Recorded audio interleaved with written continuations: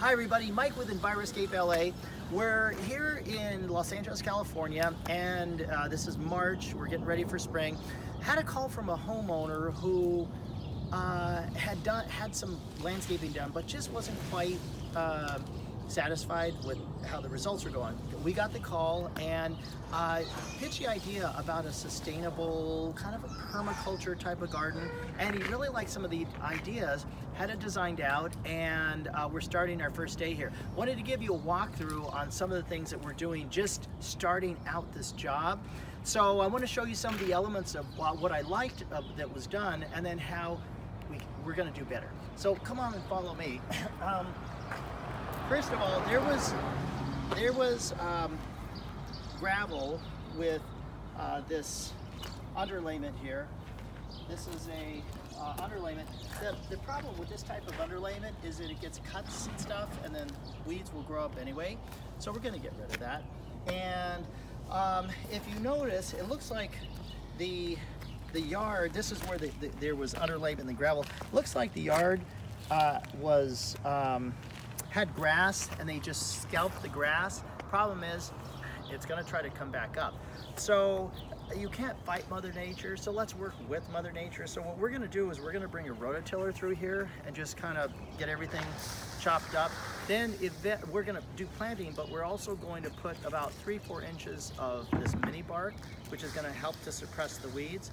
I wanted to show you though where we brought some fresh soil. Over here is a colored bark. Now, I don't know about you, but I don't think I've ever seen a black tree. And so how do you end up with black tree bark? Well, what suppliers are doing now is they want to color code bark to make it so sometimes you'll see red, and in this case it's black. Well, how do they get the color in it? They dye it. What does dye do? Dye does the exact same thing to the ground that it does, artificial dyes do to our food. When you eat food with dyes in it, it's not good for your microbiota.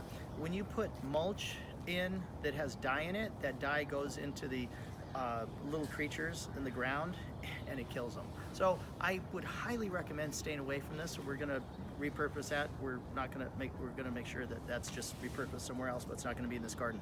One of the interesting things I found was that somebody did repurpose the concrete here. So this walkway, it's somewhat of a tripping hazard. I wouldn't use it because, like I said, somebody's going to trip on this, very uneven. We're going to pull it all out.